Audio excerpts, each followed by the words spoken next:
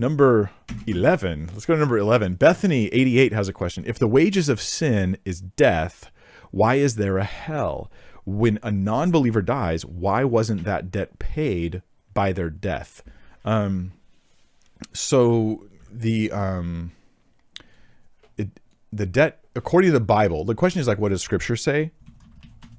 I'm going to give you a particular verse here. Revelation 20, verse 14. This talks about several events. There is the initial life we live. There's the death we die, right? But after that, Revelation talks about how there's still another death consequence. It's still death. It's in the category of death, but it's future, and it's after physical death has already taken place. So Revelation, let me back up a little bit. Chapter 20, verse 12, talking about a future time. This is in the future final judgment. It says, "And I saw the dead," and they're already dead, right? They physically have died, "great and small, standing before the throne." So this is after death. This is part of the afterlife. "And books were opened, and another book was opened, which is the book of life. And the dead were judged by what was written in the books, according to what they had done." So you've died, but you haven't been judged according to what you've done. You've died, but there's perhaps more death in the future for those who are outside of the gospel of Christ. "And the sea gave up the dead who were in it, and death and Hades gave up the dead who were in them, and they were judged, each one of them according to what they had done. Then death and Hades were thrown into the lake of fire. This is the second death, the lake of fire. And if anyone's name was not found written in the book of life, he was thrown into the lake of fire."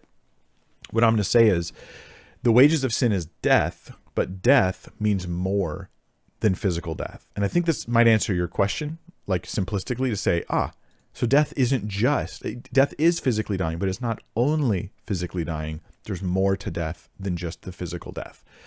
That's why the Bible talks about the second death. It talks about the dead who are then brought up to die a second time.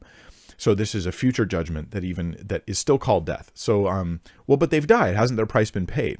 Oh yeah, well, they died, but that's not all of what death is. That's not all of it. There's more. And that would be the idea there. Now, you say, wasn't that debt paid? I don't think that we could say, just on a side note here, Bethany, for my opinion on this, I don't think that we can say that when a person dies for sin, even the second death, that their sin has been paid for, as if their debt is clear.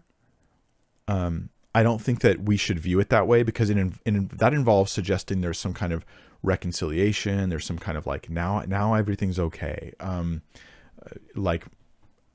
don't think it's quite the same. They've paid a penalty. They've suffered a pain for their sin.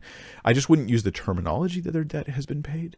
At least I wouldn't go there. I think we're making a claim that I'm not sure that I'm comfortable with making. Maybe I should want to think about it some more.